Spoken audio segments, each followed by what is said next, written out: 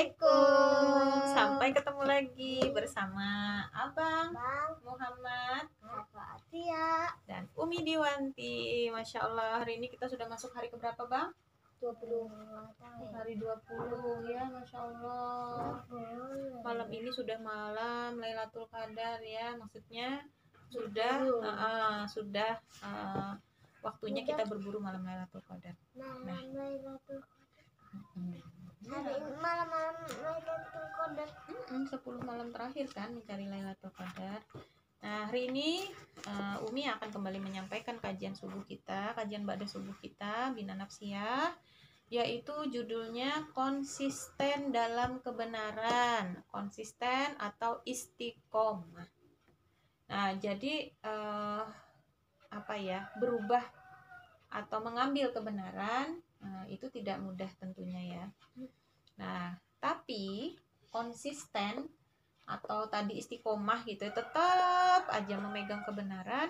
Nah, itu ternyata lebih sulit ya, lebih sulit. Nah, karena memang Masya Allah ya, pahalanya konsisten itu luar biasa sekali ya. Nah, untuk itu kita hari ini ingin meneladani ya, kita ingin mencontoh orang-orang terdahulu ya, Rasulullah dan para sahabat, bagaimana mereka itu konsisten dalam memegang teguh kebenaran.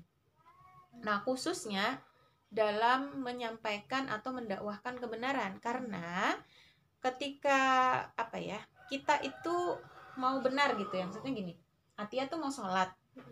Nah, itu Atia tuh cukup mengelola diri Atia sendiri. Lebih mudah lah gitu ya. Tapi ketika Atia ingin menyuruh orang lain sholat, nah itu gimana tuh? Lebih berat nggak? Lebih berat ya. Nah, sama. Dibandingkan Atia sholat sendiri. Sama kayak kita memeluk Islam. Nah, itu lebih mudah. Tapi ketika kita ingin mengajak orang juga untuk mengambil Islam gitu ya sebagai agama dan juga aturan kehidupan, itu tidak mudah ya. Nah, di sini dicontohkan yaitu para pengemban dakwah yang berada di Darul Kufur atau berada di negara yang belum menjadikan Al-Qur'an ya sebagai pedoman hidup. Nah, itu akan susah gitu ya. Kenapa? Karena pasti akan ada benturan gitu ya. Kalau kita sendirian ngajinya enak aja. Tapi kalau nggak mau ngajakin orang lain, itu ada cobaannya banyak, dapat pahala kita. Betul, cobaannya banyak, pahalanya juga banyak. Nah, tapi banyaknya ujian itu harus nggak boleh jadi alasan buat kita berhenti ya, karena ini adalah kewajiban ya, berada di atas jalan kebenaran itu adalah kewajiban. Nah, supaya kita semangat dan nggak merasa kayaknya penderitaan kita, kayaknya kita menderita banget gitu ya sekarang gitu, kayaknya kenapa ya kok jadi orang baik itu susah misalnya ya. Nah, ternyata kita itu bukan yang paling susah ya. Nah, ini Umi mau ceritain tentang penyiksaan atau pemukulan yang terjadi terhadap para sahabat ya. Nah, di dalam Al-Hakim dalam Al-Mustadrak telah mengeluarkan sebuah hadis ya, hadis ini sahih. Nah,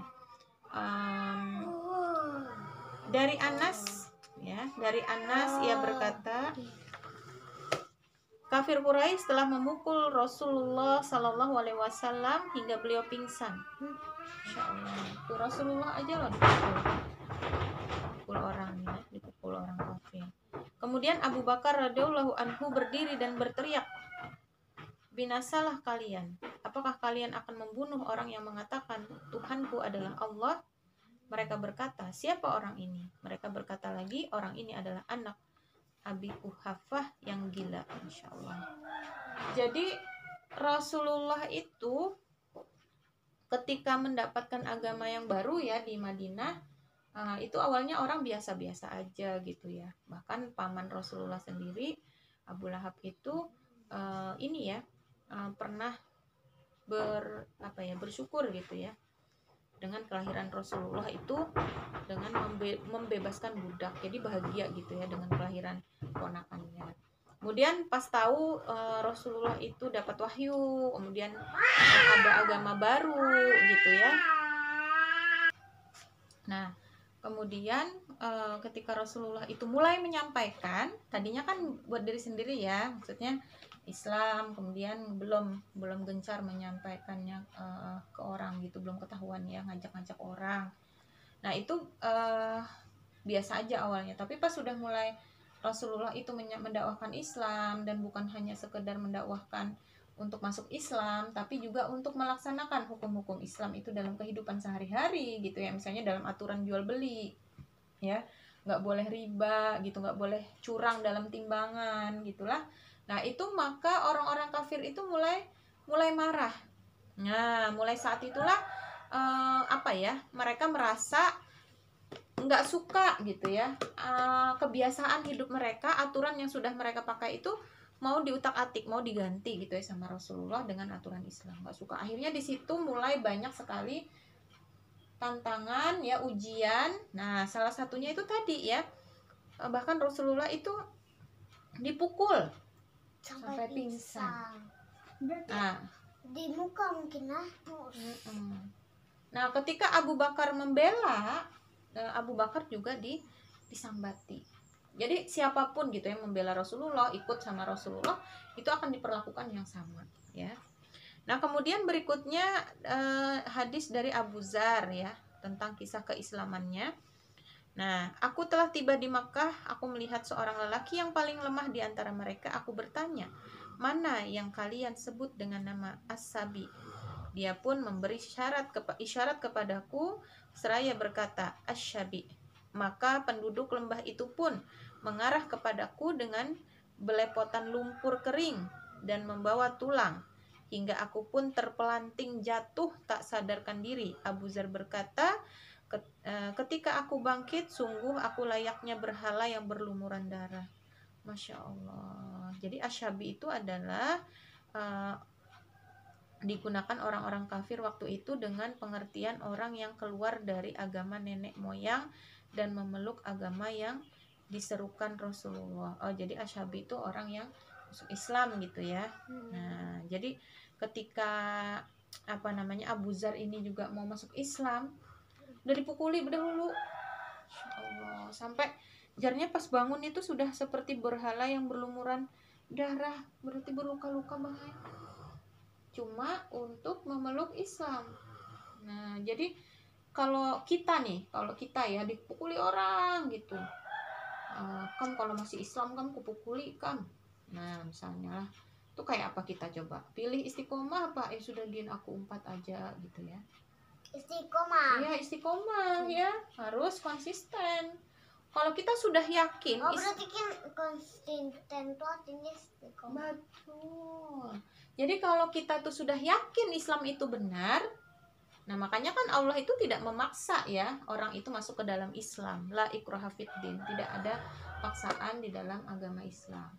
Nah kita masuk Islam itu harus, kita nggak ada maksa, tapi kan dia seorang. Iya, dan kalau kita masuk Islam itu kita harus dari pikiran kita sendiri. Mungkin gitu. perasa orang kafir-kafir itu dipaksa. Enggak, maksudnya ini bukan orang kafir yang mau masuk Islam, ada orang yang mau masuk Islam. Dan Umi menceritakan kalau kita itu masuk Islam itu harus dari kesadaran kita sendiri bahwa Islam itu benar. Nah kalau kita sudah yakin Islam itu benar, maka apapun yang terjadi kita harus tetap istiqomah ya kan? Kita liatin dulu sebelum Islam. Oh Islam, semua masalah ada soal di Islam, di Islam aja Iya. Tapi kalau nggak ada apa-apa ya. Iya, jadi memang Islam itu kan harus dari kesadaran kita sendiri ya. Kalau kita sudah paham, yakin Islam itu benar, ya harus dipertahankan gitu. Jangan sampai kita akhirnya di tengah jalan. Nah, apalagi kita sekarang kan jarang juga sampai dipukuli. Ya lo, nah masa cuma gara-gara aku indah bekawan Atia, inya tuh sedikit-dikit Islam gitu ya, sedikit-dikit karena menasehati misalnya gitu ya. Nah itu nggak boleh kita berhenti gitu. Biar aja kalau misalnya akhirnya nggak punya teman lagi, akhirnya mereka nggak ada yang mau berteman dengan kita, nggak apa-apa kalau itu karena kita memegang kebenaran gitu ya.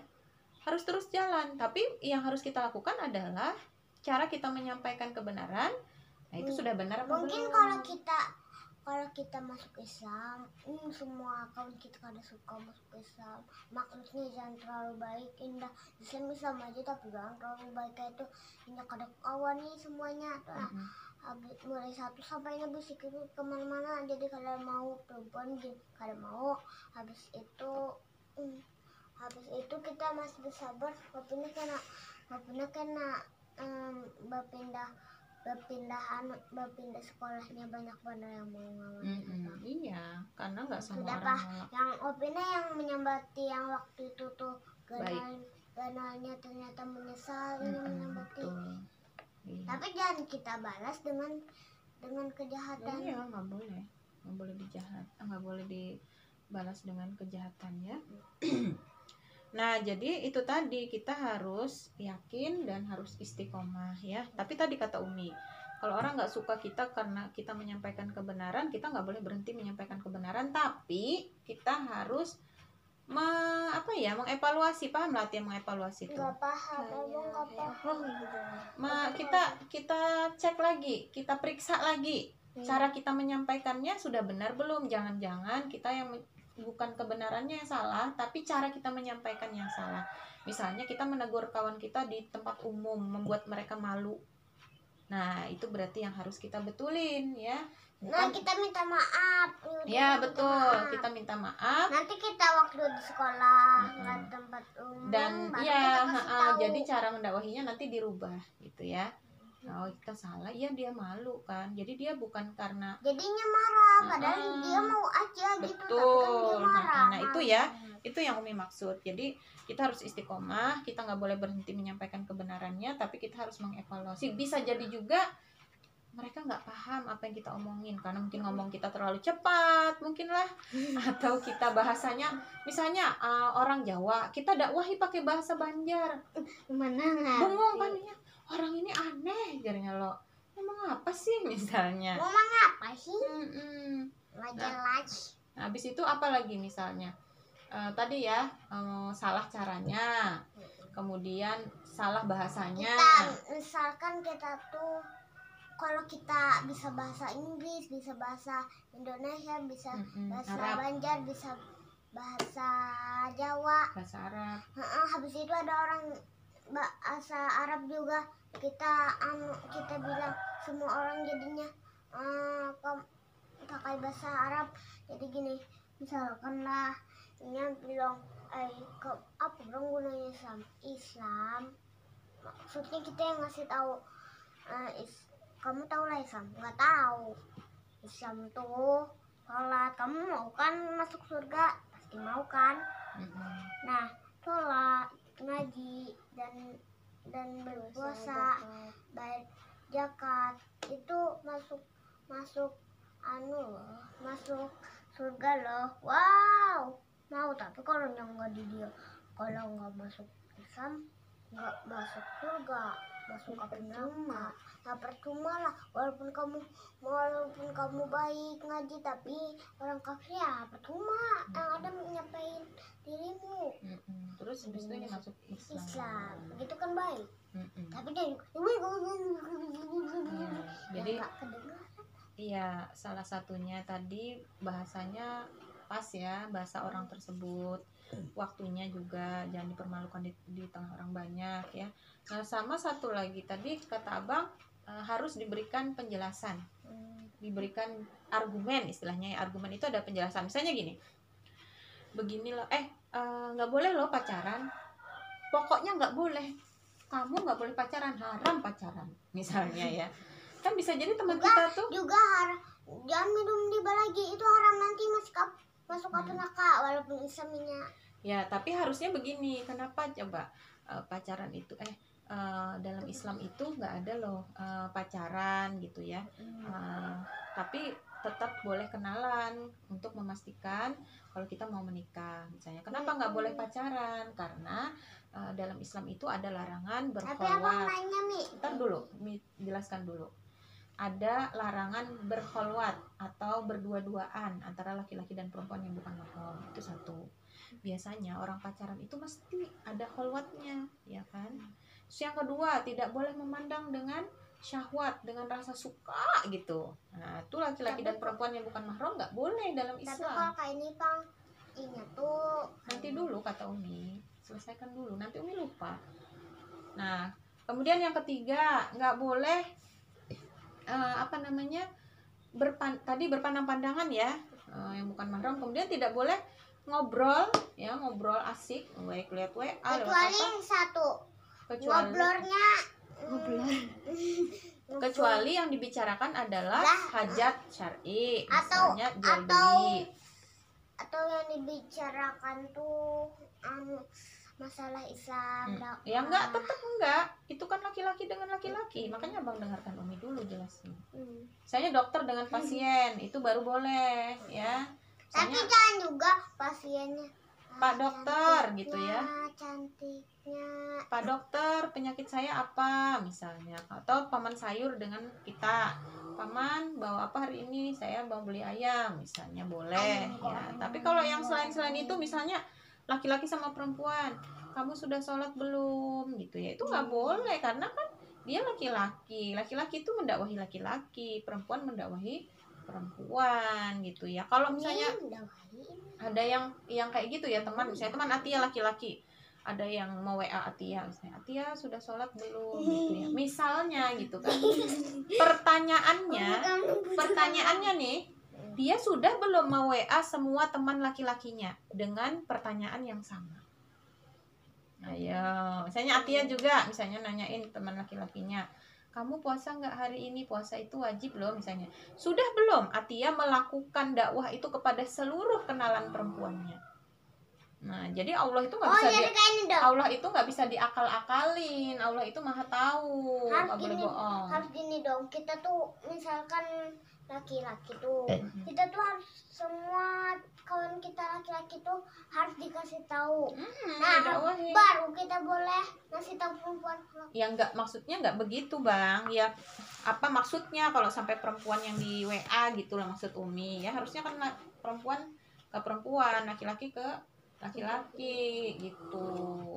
Karena itu adalah salah satu cara setan mau menggelincirkan anak-anak manusia. Udah, kamu kan mendakwahi dia, dibisik-bisikin, ya nggak apa-apa tuh, kamu WA-in aja, malam-malam di WA-in, walaupun isinya ceritanya kisah Islam gitu ya, tetap nggak boleh ya.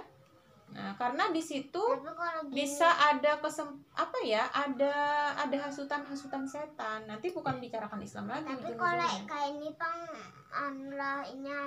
nah dibisikin, jangan mungkin kan itu kan boleh pacaran tuh. Anak tuh mampu dahulu hanyar menikah, amar. Iya, memang harus karena begitu. misalkan perempuan itu datang, kita kasih cincin, melamar. Nggak harus pakai cincin, melamar aja dulu. Nah, kita kesini lagi, itu tadi baru pemukulan ya. Nah, yang berikutnya adalah mengikat nih, dulu pernah juga ada yang diikat loh. Nah, ini adalah hadis riwayat Bukhari dari Sa'id bin Zaid bin Amr bin Nufal di Masjid Kufah. Ia berkata, demi Allah, aku melihat diriku sendiri ketika Umar telah mengikatku karena keislamanku. Tuh Umar dulu tukang ikat orang tuh, sebelum dia masuk Islam. Jadi Umar itu dulu juga salah satu yang sangat benci dengan Umar bin Khattab. Ya. Oh, berarti semua orang yang masuk Islam dicekek, dimusuhinya. Ya, nah ini diikat ya. Andai saja gunung Uhud hilang dari tempatnya disebabkan oleh apa yang kalian lakukan terhadap Utsman, pasti dia pun akan tetap konsisten seperti itu.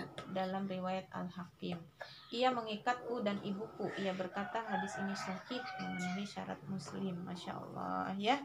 Jadi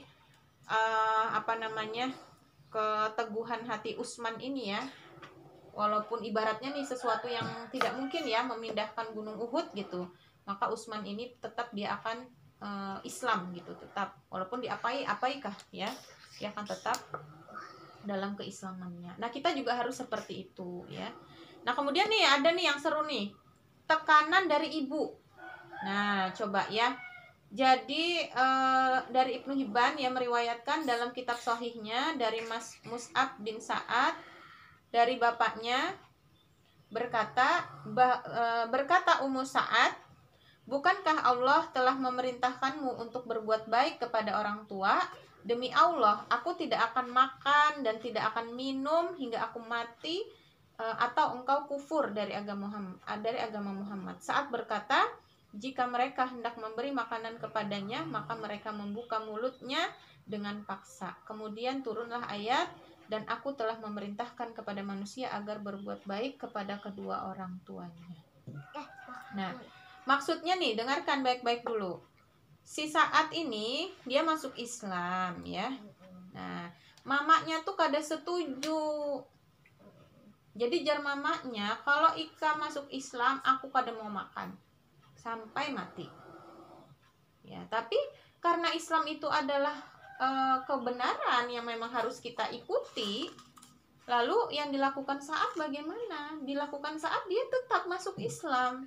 Dia nggak takut dengan ancaman ibunya. Tapi ya di sini ada perintah Allah untuk tetap ibu-ibunya dua yang mati. Nggak begitu, maksudnya kan tetap harus gini loh Bang, kita itu kan disuruh berbakti kepada orang tua. Oh, iya sih. Nah, tapi kalau orang tuanya menyuruh untuk durhaka sama Allah, maka apa yang harus dilakukan seorang anak? Dia harus tetap Islam, dia tetap harus melakukan kewajiban, tapi dia juga tetap harus berbuat baik kepada orang tuanya. Nah, berbuat baiknya bukan mengikuti kemauan mamanya yang salah itu, ya, tapi berbuat baiknya ya tetap ramah, menyahutinya dengan lembut, menjawab baik-baik gitu ya, tapi dia tetap Islam. Nah, paham lah? Paham. Ya, nah itu istiqomah namanya. Masya Allah, padahal dalam kondisi dalam posisi sulit ya orang tua. Apalagi kalau kisahnya Mus'ab bin Umair ya, kan anak orang kaya. Ada kan yang kita cerita itu Bang, yang di buku para sahabat itu. Mus'ab bin Umair itu anak dari keluarga terpandang yang kaya raya gitu, yang ibunya juga nggak setuju waktu dia masuk Islam. Nah, karena keislamannya dia tidak diakui lagi sebagai anak, nggak punya apa-apa lagi sampai jatuh miskin ya, sampai jadi pemuda yang miskin. Jadi dari pemuda yang sangat kaya raya menjadi pemuda yang miskin sekali ya, tapi dia tetap istiqomah, dia nggak berhenti. Ya, walaupun dia harus kelaparan, dia nggak punya baju ganti, bajunya itu lagi, cuci kering pakai gitu ya, sampai waktu dia meninggal pakaiannya itu tambalannya banyak sekali, bertambal-tambal, nggak bisa beli baju baru lagi. Ya, padahal dulu waktu tinggal sama ibunya, waduh, bajunya baru terus, parfumnya harum, kudanya tunggangannya itu yang hewan yang paling bagus ya. Kalau sekarang Lamborghini. Kalau sekarang mungkin kayak Lamborghini gitu ya. Tuh pokoknya kalau Mus'ab itu lagi jalan gitu, wah orang itu terpesona melihat sudah ganteng, kemudian wangi, kaya raya, Masya Allah. Tapi setelah dia masuk Islam, hilang semuanya. Jadi dia mempertahankan keimanannya meskipun dia akhirnya hidupnya miskin ya. Yang tadinya biasa, kalau sekarang nih biasa ber-AC, kesana kemari naik Lamborghini, kemudian ada pengawal, mau beli apa aja nggak perlu lihat harga gitu ya. Tiba-tiba ketika dia masuk Islam, boro-boro mau beli apa-apa, mau ganti bajunya aja nggak cukup uangnya, Insya Allah ya, tapi dia tetap Islam. Nah, itu yang namanya konsisten dalam kebenaran. Kebenaran itu apa? Islam. Jadi standar benar salah itu Islam. Kalau apa itu disuruh dalam Islam berarti itu benar. Apa yang disuruh Allah tinggalkan, yang dalam Islam itu dilarang berarti itu salah. Nah, ini masih banyak lagi ya. Ada dijemur di bawah terik dan seterusnya. Nanti kita bahas besok ya. Nah, kita sambung lagi kajian kita. Mudah-mudahan dengan baru 3 nih ya cerita hari ini, yaitu dipukul, diikat, dan tekanan dari ibu. Nah, ini kita harus meneladani ya teman-teman. Jadi kalau kita sekarang menyampaikan kebenaran atau kita sedang menjalankan kebenaran, kemudian ada ujian-ujian tadi ya, disambati orang ya, dicibir atau dinyinyirin gitu ya, atau misalnya ada mungkin teman-teman yang orang tuanya belum setuju gitu ya ketika ikut kajian Islam sebentar, atau mulai menutup aurat gitu ya, belum setuju orang tuanya, nggak apa-apa ya, istiqomah aja tapi tetap harus baik kepada orang tua. Gimana Bang? Kalau kayak ini pasti dapat pahala banyak. Nah kalau masuk Islam awalnya itu agak nenek moyang. Habis itu dia ketemu kawannya, aku masuk Islam, kawannya langsung menendangi perutnya. Tapi kalau kamu masih Islam, setiap hari ku tendangi perutnya, kada apa-apa masih. Jauh aja, jangan diparaki karena kau yang nendang. Ya loh? Atau kakinya yang dipotong. Oke ya. Alhamdulillah kita cukupkan dulu sampai di sini. Salah hilap mohon maaf. Wabillahi taufiq wal hidayah. Wassalamualaikum warahmatullahi wabarakatuh. Sampai jumpa. Jangan lupa like, share, komen, Dan subscribe. Dadah.